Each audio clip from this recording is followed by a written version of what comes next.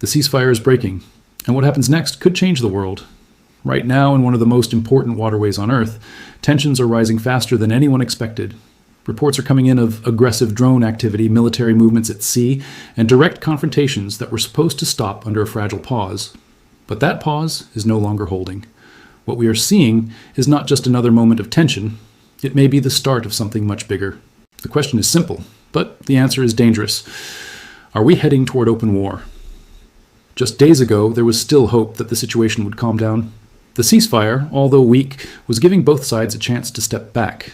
But now, everything is changing, and it's happening fast. New reports suggest that Iranian forces have launched drone operations targeting U.S. military vessels in and around the Strait of Hormuz. This is not a small move. This is a direct signal. When drones enter a conflict like this, it means the situation has already moved past simple warnings. It means action is already being taken. At the same time, U.S. naval forces in the region have increased their alert level. Ships are moving carefully, radar systems are active, and every movement in the water is being watched closely. The sea is no longer calm. It has turned into a zone of tension where one wrong move could lead to immediate conflict. What makes this even more serious is the location. The Strait of Hormuz is not just any place, it is one of the most important routes in the world. A large part of the world's oil passes through this narrow waterway every single day. That means any conflict here is not just about two countries, it affects the entire global system. Now imagine this: drones flying above, warships on high alert, and both sides accusing each other of breaking the rules. This is exactly what is happening right now. Iran is saying that its actions are a response to threats. The United States is saying that its forces are being targeted without reason. Both sides believe they are right, and that is where things become dangerous, because when both sides feel justified, they don't step back, they push forward. The ceasefire, which was already weak, is now under serious pressure. It wasn't built on strong trust. It was more like a temporary pause to avoid a bigger fight, but now, with these new actions, that pause is starting to fall apart. And here's the real problem. Once a ceasefire breaks, it is very hard to rebuild. Every new action leads to a reaction. Every reaction creates more tension. And slowly, step by step, the situation moves closer to open conflict. Right now, we are at that turning point. This is no longer just a warning phase. This is the moment where things either calm down or explode, and the world is watching closely because everyone knows what could happen next. At first, the ceasefire looked like it was holding. There were no major attacks, no direct clashes, and both sides seemed to be avoiding any move that could trigger a bigger conflict. But beneath that surface calm, tension was still there, waiting. Then came the first signs of change.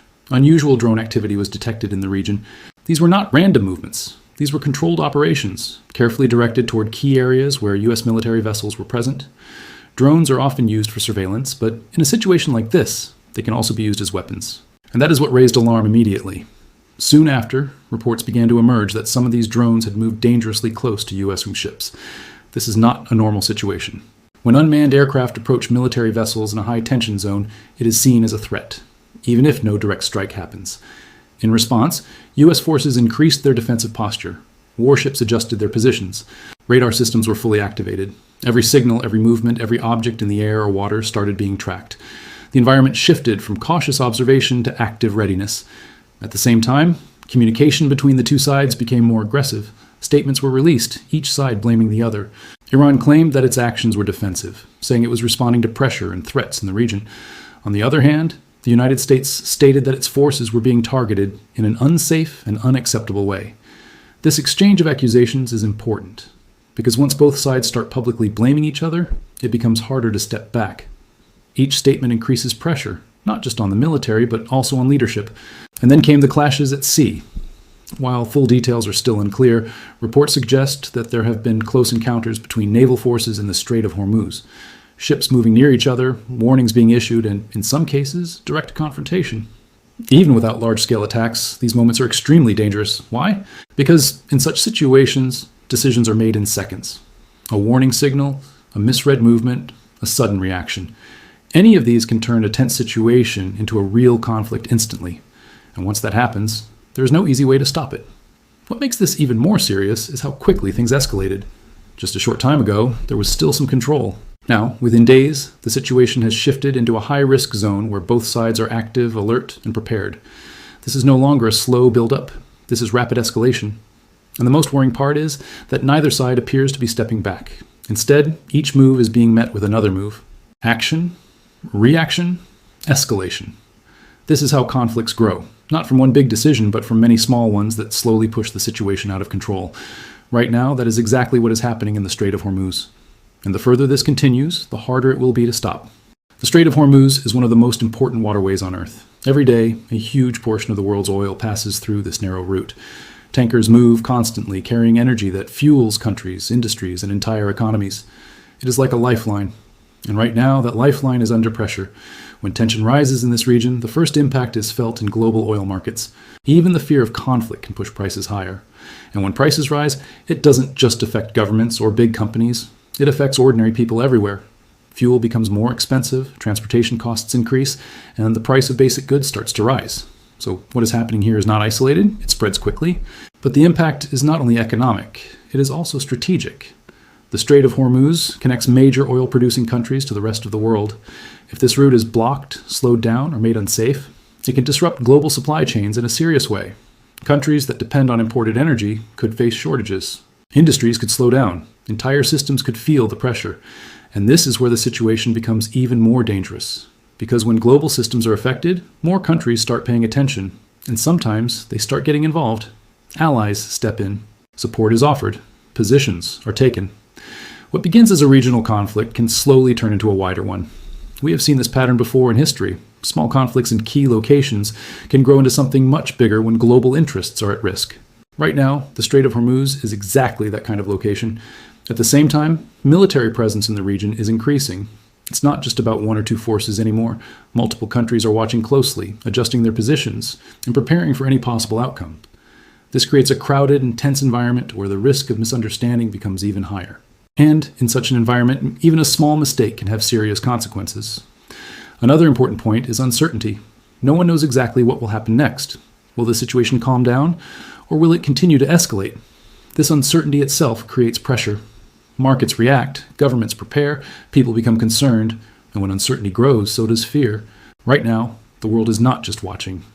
It is waiting to see if this tension will settle, or if it will cross a line that cannot be undone. Because if that line is crossed, the impact will not stay in one region. It will spread across economies, across borders, and across the global system. This is why this moment matters so much. As the situation continues to build, the future is becoming harder to predict. There are now two clear paths ahead, and both carry serious consequences. The first path is de-escalation. In this scenario, both sides choose to step back. Communication channels open again, warnings are reduced, military movements slow down, the focus shifts from confrontation to control. This is the path that prevents a larger conflict. It requires patience, careful decisions, and strong leadership. But here's the challenge. Stepping back is not easy once tension has reached this level, because every action taken so far has increased pressure. Both sides have made strong statements, both have shown force, and once that happens, backing down can be seen as weakness. That makes leaders more cautious about pulling back, even if it is the safer option. Now comes the second path, escalation. This is where the situation continues exactly as it is now, or even faster. More drone activity, more close encounters at sea, more aggressive responses, and eventually, one moment where control is lost. A strike lands, a ship is damaged, a life is lost, and once that happens, everything changes. Because at that point, it is no longer about tension, it becomes open conflict. An open conflict in a place like the Strait of Hormuz is not small. It spreads quickly, it pulls in more forces, it affects more countries. What started as a controlled situation can turn into a wide regional war in a very short time. That is why this moment is so critical. We are standing right at the edge, not in the middle of war, but very close to it. Another factor to consider is how fast modern conflicts move. Decisions are made quickly, responses are immediate. There's very little time to think once things start moving. That increases the risk even more. And then there is the human factor. People are watching this unfold around the world. Governments are under pressure. Military forces are on alert. Every side is trying to protect its position, its interests, and its image. All of this adds weight to every decision that is made. Right now, no one can say for sure which path will be chosen. Will both sides pull back before it's too late? Or will the next move push everything beyond control? Because sometimes history doesn't change slowly. Sometimes it changes in a single moment. And that moment might be closer than anyone thinks.